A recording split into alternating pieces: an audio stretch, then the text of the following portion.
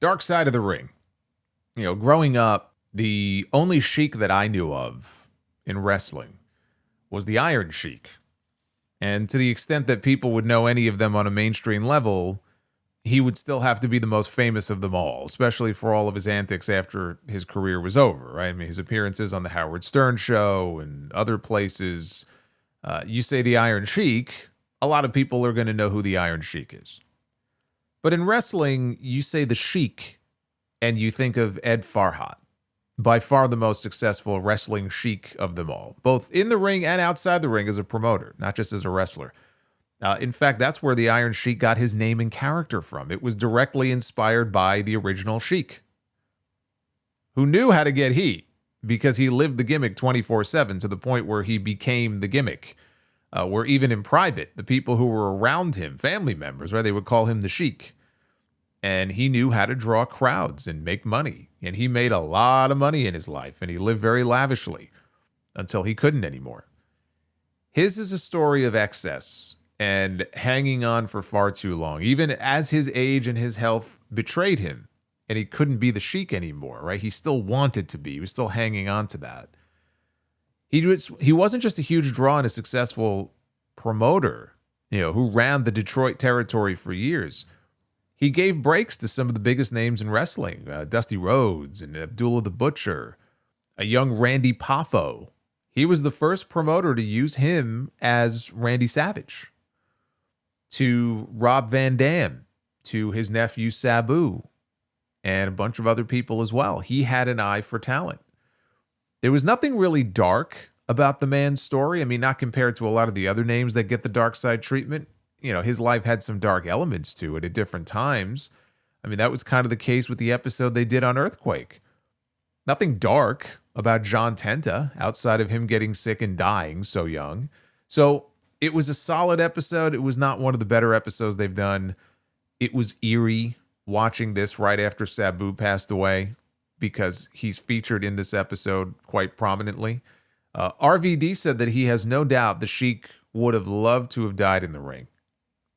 And that was even more jarring because Sabu is quoted as saying the same thing. Not that he wanted to die in the ring, but if it were to happen that way, he thought it would have been a great way to go. It would have been a noble way to go. I can see where he got that mentality from. The Sheik was actually born in Michigan to Lebanese parents, one of 10 children. He came up with the gimmick as a rich Sheik from the Middle East, and his wife Joyce was his slave that he would bring to the ring with him, and he would abuse and push her around. And he would act all crazy, so people were legitimately scared of him. He's credited as the first wrestler to use the fireball gimmick, using flash paper. Jerry Lawler would use it later on. Lots of guys did. But the Sheik was the first. And he was the first to take hardcore wrestling and mainstream it. He bought the big-time wrestling promotion in 1964, and he ran it until 1980, all the while making sure fans didn't know that he owned the promotion. They only thought he was the top star there. He made his father-in-law the figurehead boss of the promotion. So basically, think Jack Tunney as WWF president. But Cobo Hall in Detroit is where they ran all of their big shows, and they would pack the place in. And in 1973... he reported earnings of $400,000, which would be about $2 million today. But as Jim Cornette said in the episode, that's just what he reported. Yeah, there was no athletic commission, so as the owner, he could take and pocket however much money he wanted and then report whatever he wants. So who knows how much more he probably made. He was making money hand over fist. He had a mansion built with 35 different rooms. He drove fancy cars. He wore nice jewelry and expensive suits. Living the gimmick, brother. Just like the $1 Million Man back in the day. Only Sheik was the real $1 Million Man. His one weakness, though, was gambling. He would burn through money just as fast as he would make it. That was his vice. And his other weakness, I guess for a long time it was his strength, but after a while it became a weakness, was his refusal to ever do jobs. The fucking guy never lost. And even on those rare occasions where he did lose, it was hardly ever clean. He was so worried that any loss would kill his heat. It would kill his aura. He just never lost. And after a while, that gets very old. They told the story of the Detroit riots in 1967. This was after police raided an unlicensed after-hours bar called the Blind Pig, which was in a mostly black neighborhood. And they arrested 80 people, and it led to widespread rioting and looting, and there were over 40 people who died. And the riots lasted a total of 5 days. Yet army tanks sitting on the baseball fields there. Over 7,000 Army and National Guard troops deployed to try to calm things down. Fast forward a few days, as the city is still reeling and trying to clean up after all that had just happened, and racial tensions are still sky high. You had fans, black and white, descending on Cobo Hall to see Bobo Brazil do the impossible and beat the Sheik to win the heavyweight title. Because he realized the best thing to do would be to put over his top babyface, who just so happened to be black, and drop the belt to him. And, maybe it'll help ease some of the tensions in the city that were still lingering, at least for that one night, right? He wanted to help heal the city. Of course, he won the belt back not long after that. Cornette said it was 2 weeks later. I think it was more like 3 months. But he did win the belt back not long after that. And the fans, though, eventually grew tired of Sheik always winning, so attendance started to decline. The economy wasn't great back then to begin with, and the auto industry in Detroit tanked. So all of these factors played a role in smaller houses and gates and just a lot less business than they were doing before. Guys are leaving now because they're not getting paid what they were promised. Even Bruno Sammartino, when he comes to work in Detroit, which he did, a number of times back then, he was telling people that I'm not coming back after this because the Sheik promised him $2,000 and only paid him $800. So then they ended up stopping Cobo altogether because they couldn't afford to run there anymore. They ended up running the state fairgrounds and then eventually a community center outside of Detroit. So from Cobo Hall to a community center is quite the fall from grace. And that was the end for big-time wrestling in 1980. Even when they closed their doors, the Sheik, he was their final champion. He just could not give it up. And he continued to wear that title wherever, he would wrestle. He would be in Japan, he'd have the title around his waist. He would wrestle on independent shows, he would have the title with him. And he did well in Japan in the years that followed, but even that, runs dry after a while. Giant Baba stopped using him, and he couldn't get booked anywhere else in the U.S. He had spent all of his money. Sabu said he wouldn't get into all the details because it was really embarrassing, but Sheik had to sell his mansion. And he was still working matches with Bobo at high school gyms just because he needed to make money. And they were at a point in their careers where they were pretty over the hill. But they got into Sheik training Sabu to become a wrestler and Sabu adopting a lot of his uncle's character. Sabu is the one who brought Rob Van Dam in to also be trained by the Sheik. He was 19 years old at the time. And they told the story of the match in Japan in FMW that Sheik and Sabu were involved in where the ring was surrounded by fire. It was May 6th, 1992. A no-ropes barbed wire tornado fire death match, which sounds like something that you would fantasy book in your e-wrestling simulator as a kid. Like, what's the most dangerous sounding match I could possibly think of? A no-ropes barbed wire tornado fire death match. Yep, that sounds about right. It was Sabu and the Sheik, who by this point was 66 years old and had hip surgery not long before this, taking on Atsushi Onita and Tarzan Goto. And they touched on this in the Dark Side of the Ring episode on Onita in FMW from Season 3. Now, they did a dry run of the match earlier in the day, but what they had not accounted for, this being an outdoor show at a baseball stadium, was that the winds would pick up and would blow the flames onto the mat and into the ring. And it would be ignited from the kerosene that was dripping from the cloth surrounding the barbed wire. So they show footage of this, and it's terrifying. The entire ring is just engulfed in flames, and there was nowhere to go, and it's sucking up all of the oxygen. So now they can't breathe. I mean, it's bad enough that it's hot as hell, and they can't see, but now they can't breathe. And Sabu and Goto, they roll under the ropes and they get out of the ring safely. Sheik, who is old and immobile by this point, is still in the ring. He's locked up with Onita for like another 15 or 20 seconds before they realize, look, we can't stay in here anymore. And they exit the ring, and they interviewed a couple of Sheik's granddaughters for this. And one of them even said, like, Onita starts talking English to Sheik, like, Sheik, this is really bad, you know? And Sheik supposedly didn't even know that Onita spoke English. That's when you know shit's getting serious. When he starts talking English and you had no idea. So that's how bad things were getting, and they realized we can't stay in here anymore. We have to get out of here. And so they said Sheik's skin is bubbling and melting off of him, and he was wrapped up like a mummy on the flight home with third-degree burns over 20% of his body.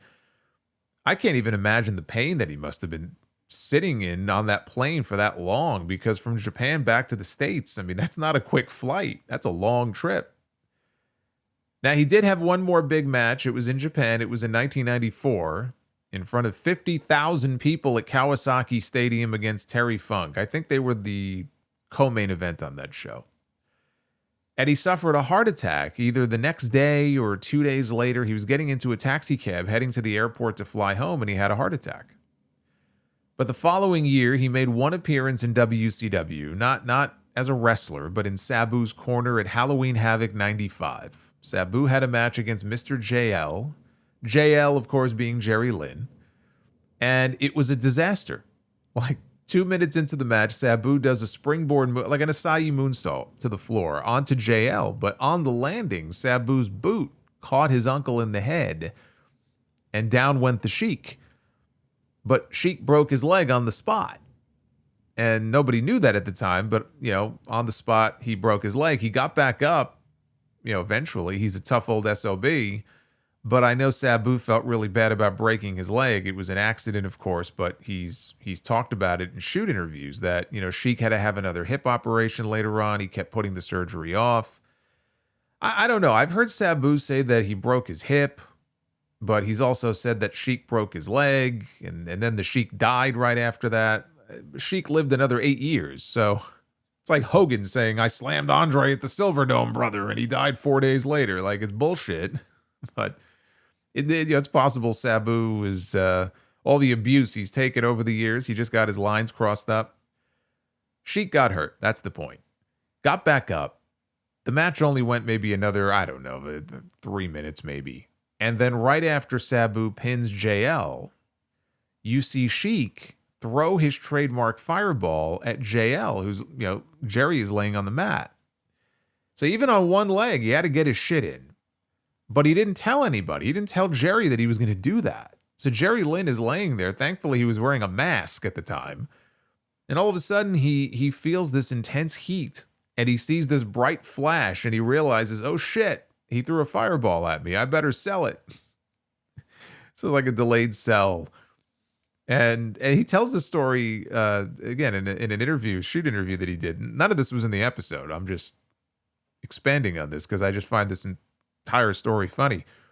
So then in the back, Kevin Sullivan, he blows up at Jerry Lynn. He says, did you know about this? And Jerry's like, I had no fucking idea he was going to do that.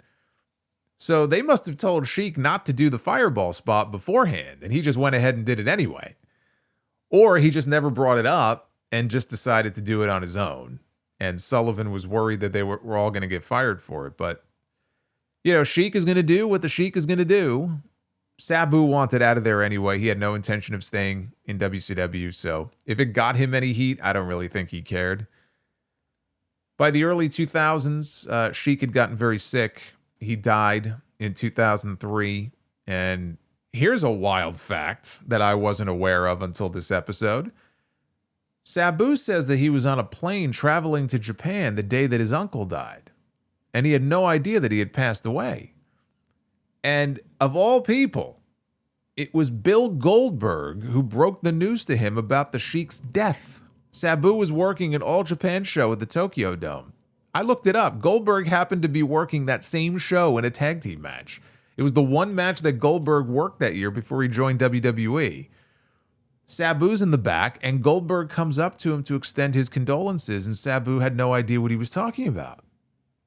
So Goldberg is the one who told him that his uncle died. Like, that's nuts. But his organs were failing, and he told his wife to have him taken off the respirator that he was on. The priest at his funeral referred to him mostly as the Sheik throughout his service, because that's what he wanted. He always kept kayfabe, even in death. He kept kayfabe alive. There was no one from wrestling at his funeral either, including Sabu, but that's just because he was in Japan working. But no one. Maybe nobody was invited. I don't know. I don't know how big of a service the family held, but you hear that a lot when a wrestler would pass away, even the ones that die young and had a lot of friends, that nobody from wrestling or like one or two people, bothered to show up to pay their respects.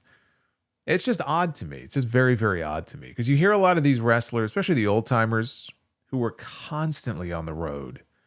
I mean, I can see it in one respect where these people live in different parts of the country. Maybe it's not easy for them to just pick up and fly somewhere to go to a funeral, or you work with people in your office. Maybe you're friendly with them, but you're not particularly close to them. Something happens. Do you go to their funeral? Maybe not. But I hear all these wrestlers constantly talking about how back then, like they saw the other wrestlers more than they saw their own families and their own kids. And like they have a fraternity where they're around each other more than anybody else in their lives. And then they die and nobody shows up to their funeral. Or very, very few, like Mean Gene Okerlund. Think of all the years that Mean Gene was in the business, working in multiple places and all the people he was friendly with and everything. And it was the same thing. I don't remember the exact number, but I remember hearing very few people from the wrestling business, I think, were in attendance at the man's funeral. And it's like, I don't know. It's just a very weird thing to me. But WWE inducted him into their Hall of Fame in 2007 and wanted Sabu to do the induction. Sabu asked RVD to do it with him and do most of the talking because Sabu was not one to give speeches. One thing I've noticed about Sabu, not so much in this episode, but in a lot of his shoot interviews or podcast appearances, he rarely looked into the camera or looked directly at the interviewer. I don't know if he was just shy or if he had some kind of social anxiety, but like a lot of times you look at him and he's looking straight down as he speaks. He's not looking at anybody. But anyway, that was the story of the Sheik. The man was old school to the core, right up until the very end. Always kept kayfabe. He was racked with injuries, but would never sell it. And he was one of the most successful names in the history of the business, both as a wrestler and as a promoter. But he lived his life to excess. And when the money dried up, it humbled him, as it does so many. But when you see the hardcore style of wrestling today, which is everywhere these days, it's on television every week, and through promotions like ECW and CZW and GCW, the Sheik had a lot to do with the hardcore influence that we see in wrestling today.